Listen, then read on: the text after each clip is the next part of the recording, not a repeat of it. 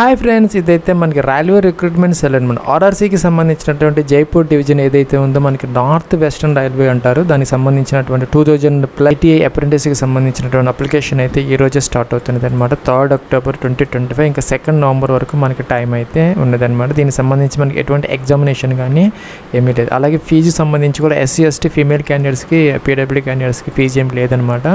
Only మనకి male candidates UR OBC EWS 100 rupees pay చేస్తే సరిపోతుంది. ఫ్రెండ్స్, ఎవరైతే 10th క్లాస్ పాస్ అయ్యి అంటే మనకి మినిమం 50% మార్క్స్తో 10th క్లాస్తో పాటు ఐటీఐ కనుక ఉంటే ఎన్సీవీటీ లేదంటే ఎస్సీవీటీ నుంచి దీనికి అప్లై అయితే చేసుకోవచ్చు అనమాట. మీకైతే 1 ఇయర్ పాటు ఇక్కడ మనకి జైపూర్లో ఆర్ఆర్సీలో రైల్వేలో మీకు సంవత్సరం పాటు అయితే ట్రైనింగ్ అయితే ఇవ్వడం జరుగుతుంది. దాంతోపాటు మీకు స్టైఫెండ్ కూడా ఇస్తారనమాట. ఇక్కడ చూసుకుంటే అజ్మీర్, బికనూరు, అలాగే జోధ్పూర్, జైపూర్ వాటిల్లో అయితే వేరియస్ 1 సంవత్సరం పాటు అయితే ట్రైనింగ్ అయితే ఇవ్వడం జరుగుతుంది అనమాట. ఏదో ఒక యూనిట్కి మీరు అప్లై అయితే చేసుకోవచ్చు. ప్లస్ దీనికి అప్లై చేయాలంటే మొదటి ఇక్కడ న్యూ రిజిస్ట్రేషన్ అయితే తీసుకోవాలన్నమాట. తీసుకొని మొదటి రిజిస్టర్ అయితే అవ్వాలి. ప్లస్ ఇక్కడ మీకు 10th క్లాస్ ఆ యొక్క ఎంఎస్ ప్రకారం మీ యొక్క ఫుల్ నేమ్ ఎంటర్ చేసుకోవాలి. అలాగే మీ యొక్క ఫాదర్స్ నేమ్ ఎంటర్ చేయాలి. మీ యొక్క మదర్స్ నేమ్ కూడా ఇక్కడ మీ యొక్క మదర్స్ నేమ్ అనమాట. అలాగే gender male female select, date of birth calendar ఇచ్చారు. దీని నుంచి మొదటి ఇయర్ సెలెక్ట్ చేయాలి, తర్వాత మంత్ సెలెక్ట్ చేసుకోవాలి, తర్వాత డే సెలెక్ట్ చేసుకోవాలి. ఈ విధంగా అనమాట. ప్లస్ ఈ వేకెన్సీస్కి సంబంధించి మీకు మినిమం వచ్చేసరికి 15 ఇయర్స్ అయితే ఉండాలి. మ్యాక్సిమం 24 ఇయర్స్ అనమాట జనరల్ క్యాండిడేట్స్కి. 2 నవంబర్ 2025కి మీకు 15 నుంచి 24 సంవత్సరాల మధ్య ఉంటే సరిపోతుంది. ఎస్సీ ఎస్టీ క్యాండిడేట్స్ ఎవరైనా అప్లై చేస్తే కనుక 29 ఇయర్స్ అంటే 29 సంవత్సరాల దాకా అవకాశం ఉంటుంది. ఇంకా ఓబీసీ ఎన్సీఏ వాళ్ళు ఎవరైనా అప్లై చేస్తే 27 ఇయర్స్. పీడబ్ల్యూడీ క్యాండిడేట్స్కి సంబంధించి 34 ఇయర్స్ అంటే 34 సంవత్సరాల వరకు అవకాశం అయితే ఉంటుంది. మీ ఏజ్ అయితే చూపిస్తారనమాట. 2 నవంబర్కి ఎన్ని సంవత్సరాలు, ఎన్ని మంత్స్, ఎన్ని డేస్ అనేది చెక్ చేసుకోవచ్చు ప్రాపర్గా ఉన్నదా లేదా అనేది. మీకు కేటగిరీ ఏంటి అనేది ఇక్కడ సెలెక్ట్ అయితే చేసుకోవాలి. ఎస్సీనా, ఎస్టీనా, ఓబీసీనా, జనరల్ ఏదైతే అదే అనమాట సెలెక్ట్ అయితే చేసుకోవాలి. సపోజ్ ఓబీసీ ఇస్తే కనుక దానికి సంబంధించినటువంటి మీ దగ్గర యాక్టివ్గా అలాగే వ్యాలిడ్గా ఉన్నటువంటి సర్టిఫికేట్స్ అయితే కావాలి. ఎస్సీ ఎస్టీ ఓబీసీ వాళ్ళకి సంబంధించి. పీడబ్ల్యూ క్యాండిడేట్స్ ఎవరైనా ఉంటే ఎస్ పెట్టుకోవాలి, లేకపోతే ఎక్సర్వీస్ మ్యాన్ ఎవరైనా ఉంటే ఎస్ పెట్టాలి, లేకపోతే నో అనమాట. అలాగే 10th క్లాస్కి సంబంధించినటువంటి బోర్డు అనమాట. అన్ని బోర్డ్స్ అయితే వస్తున్నాయి. మన ఆంధ్రప్రదేశ్ బోర్డు కూడా ఉంది, అలాగే తెలంగాణకు కూడా ఉంటుంది. అలా year of passing of 10th class అనమాట. ఏ సంవత్సరంలో మీరు 10th పాస్ అయ్యారు, అలాగే మెట్రికులేషన్ రోల్ నెంబర్ అనమాట మెన్షన్ అయితే చేసుకోవాలి. అలాగే క్యాండిడేట్ ఆధార్ నెంబర్, మీ యొక్క ఆధార్ కార్డ్ నెంబర్ ఎంటర్ చేయాలి. ఈమెయిల్ ఐడి, మీ యొక్క ఈమెయిల్ ఐడి 2 టైమ్స్ ఎంటర్ చేయాలి మీ యొక్క ఈమెయిల్ ఐడి. అలాగే మీకు మొబైల్ నెంబర్ 2 టైమ్స్ ఎంటర్ చేయాలి. అలాగే పాస్వర్డ్ అనమాట. పాస్వర్డ్ అనేది క్రియేట్ చేసుకొని కన్ఫర్మ్ అయితే చేసుకోవాలి. అలాగే ఇక్కడ ఈ యొక్క క్యాప్చా ఏదైతే ఉందో దీనికి మెన్షన్ అయితే చేసుకోవాలి.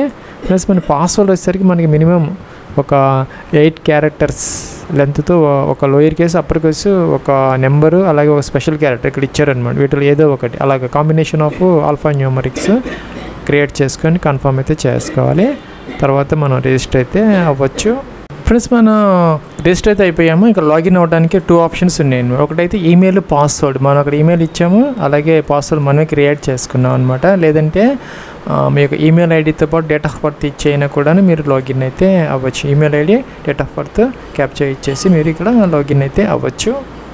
ప్లస్ నెక్స్ట్ అప్లికేషన్ ఫామ్ అన్నమాట. కొన్ని డీటెయిల్స్ ఆటోమేటిక్గా వస్తున్నాయి. పైన కిందకు వచ్చేస్తే ఇక్కడ మన ఆధార్ కార్డు కానీ, లేదంటే ఇక్కడ డ్రైవింగ్ లైసెన్స్, పాన్ కార్డు కానీ, ఓటర్ ఐడి ఏదో ఒకటి సెలెక్ట్ చేసుకోవాలి. ఆ నెంబర్ ఇక్కడ మెన్షన్ అయితే చేసుకోవాలన్నమాట.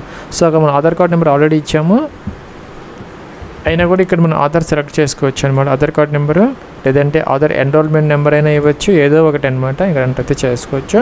అలాగే 10th క్లాస్కి సంబంధించినటువంటి డీటెయిల్స్ అనేవి టోటల్గా మొత్తం మీద మీకు ఎంత పర్సెంటేజ్ వచ్చింది. మినిమం అయితే 50% ఉండాలి 10th క్లాస్లో దీనికి ఎలిజిబిలిటీ రావడానికి అనమాట. సో ఇక్కడ name of the education institute అంటే స్కూల్ నేమ్ అనమాట. మీరు ఏ స్కూల్లో చదువుకున్నారో ఇక్కడ మెన్షన్ అయితే చేసుకోవాలన్నమాట ఈ విధంగా. అలాగే ఏ ఇయర్లో పాస్ అయ్యారు మనం ఆటోమేటిక్గా వస్తున్నది ఇచ్చామన్నమాట. అలాగే మార్క్ షీట్ నెంబరు, లేదంటే రోల్ నెంబర్ కానీ ఏదో ఒకటి మెన్షన్ చేయాలి. అలాగే మార్క్స్ మెమోస్లో ఉంటుంది పైన. ఇంకా చూసుకుంటే మ్యాక్సిమం మార్క్స్. సో ఇక మనకి మార్క్స్ సిస్టంలో అడుగుతున్నారనమాట. మీకు ఒక గ్రేడ్ సిస్టంలో ఉంటే కనుక దాని మార్క్స్లోకి అయితే మీరు మార్చుకోవాల్సిన అవసరం అయితే ఉంటుంది అనమాట. చూసుకుంటే కనుక మీకు మ్యాక్సిమం మార్క్స్ ఎంత, మీకు ఎన్ని మార్క్స్ వచ్చాయి పర్సంటేజ్ ఆటోమేటిక్గా అయితే వస్తుంది. ప్లస్ మీకు కనుక ఒక సిజిపిఏ సిస్టంలో ఉంటే కనుక సపోజ్ మీకు కనుక 9.5 స్కేల్లో ఉంటే కనుక సపోజ్ మీకు వచ్చినటువంటి గ్రేడ్ 8.5 అయితే 8.5 ఇంటూ 9.5 వేస్తే మీకు పర్సంటేజ్ అనేది వస్తుంది అనమాట. సో పర్సంటేజ్ వస్తుంది కాబట్టి పర్సంటేజ్ అనేది 100 కాబట్టి ఎన్ని సబ్జెక్ట్స్ ఉంటే అన్ని 100s అనమాట. 5 ఉంటే 500, 6 అంటే 600 అనమాట. అలాగే మీకు వచ్చినటువంటి గ్రేడ్ ఇంటూ అట్లాగే మీకు వచ్చినటువంటి పర్సంటేజ్ ఇంటూ మీకు నెంబర్ ఆఫ్ సబ్జెక్ట్స్ వేసుకుంటే అప్టైన్ మార్క్స్ వస్తాయి అనమాట. మీకు ఏదైనా ఇబ్బందిగా ఉంటే మీరు కింద కామెంట్ సెక్షన్లో కామెంట్ చేస్తే నీకు ఎలా చేయాలనేది మీకు ఫార్ములా అయితే నేను చెప్తాను.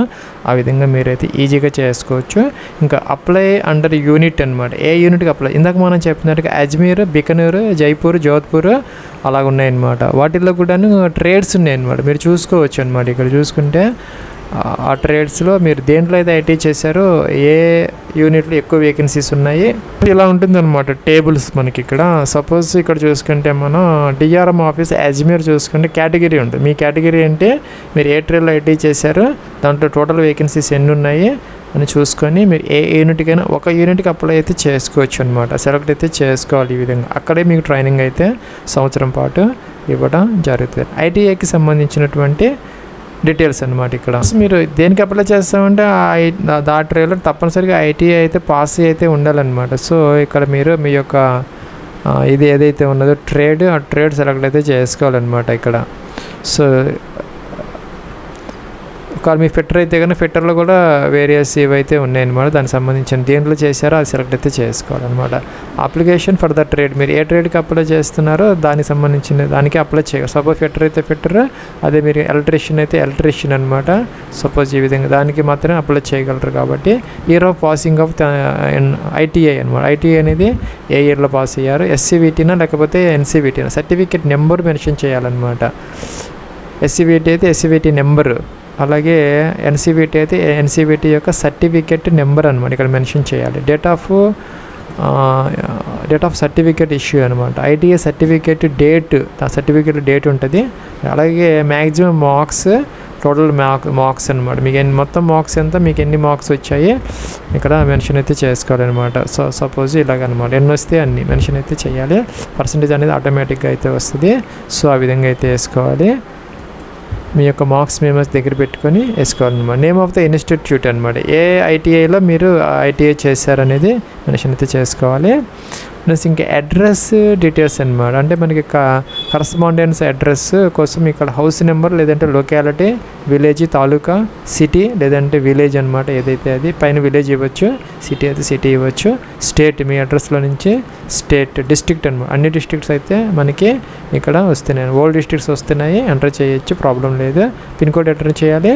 ఇంకా మన పర్మనెంట్ అడ్రస్ కూడా సేమ్ అయితే టిక్ ఆన్ చేస్తే సరిపోతుంది. ఫోటో అప్లోడ్ చేసుకోవాలన్నమాట. జేపీజీ ఫార్మేట్లో ఫోటో అంటే 20 నుంచి 70 KB వరకు ఇక్కడ సైజు ఉండొచ్చు అనమాట. బ్రౌజ్ అని చెప్పి ఫైల్ సెలెక్ట్ చేసుకుని ఇక్కడికైతే వస్తుంది. సిగ్నేచర్ కూడా అప్లోడ్ చేసుకోవాలి. 20 నుంచి 30 KB వరకు జేపీజీ ఫార్మేట్లో అనమాట. ఇక్కడికైతే వస్తుంది. టిక్ ఆన్ చేయాలి. సేవ్ అండ్ కంటిన్యూ అయితే చేసుకోవచ్చు. ఫ్రెండ్స్ మనకి ఇక్కడ PI7 ఇమేజ్ టూల్ అని ఒక ఇది ఉంటుంది అనమాట. మీరు గూగుల్ చేసుకుంటే తెలుస్తుంది. ఇక్కడ మీరు సైజు పెంచుకోవచ్చు, తగ్గించుకోవచ్చు అనమాట. మీ యొక్క జేపీజీ ఫైల్ మీకు ఎంత కావాలని అంత పెట్టుకుంటే సపోజ్ మీకు ఒక 55 లేదా 60 KB కావాలనుకుంటే ఇంక్రీజ్ చేసుకోవచ్చు, డిక్రీజ్ చేసుకోవచ్చు అనమాట. ఈ వెబ్సైట్ ద్వారా మీరు దానిని ఈజీగా ఆ యొక్క సైజులోకి తెచ్చుకొని మీరు అప్లోడ్ అయితే చేసుకోవచ్చు. ప్లస్ ఇక్కడ మన ప్రివ్యూ కనపడుతుంది అనమాట. చెక్ చేసుకుని ఎడిట్ కావాలంటే చేసుకోవచ్చు. తర్వాత ఎడిట్ ఆప్షన్ ఉండదు అనమాట. అన్ని కరెక్ట్గా ఉంటే డిక్లరేషన్ ఇవ్వాలి, టిక్ ఆన్ చేయాలి, సేవ్ అండ్ కంటిన్యూ అయితే చేసుకోవచ్చు. అన్ని కరెక్ట్గా ఉంటే ఇక్కడ మీరు లాక్ అయితే చేసుకోవచ్చు. లేదంటే వ్యూ అండ్ ఎడిట్ ఆప్షన్ అయితే ఉందన్నమాట. తర్వాత అయితే ఉండదు. ప్లస్ నేనైతే లాక్ చేశాను అనమాట. సో ఇక్కడ ఫీజు అయితే పే చేసుకోవాలి. ప్లస్ మీకు ఏదైనా ఫీజు కనుక ప్రాబ్లం వస్తే డబ్బులు కట్ అయిపోయి మీకు అప్డేట్ కాకపోతే 24 hours అంటే ఒకరోజు ఆగమని చెప్తున్నారనమాట. సో మళ్ళీ మీరు ఫీజు అయితే పే చేయదు. Only male candidates UR, OBC, ఈడబ్ల్యూఎస్కి మాత్రమే ఫీజు ఉంది. మిగతా వాళ్ళకి ఎవరికి లేదనమాట. 100 rupees పే చేయాలి. ప్లస్ ఇక్కడ మనకి మల్టిపుల్ ఆప్షన్స్ వస్తున్నాయి అనమాట. పేమెంట్ గేట్వే ద్వారా కార్డ్స్, నెట్ బ్యాంకింగ్, వ్యాలెట్స్ ఏదో ఒక గేట్వే ద్వారా మీరు ఫీజు అయితే పే అయితే చేసుకోవచ్చు.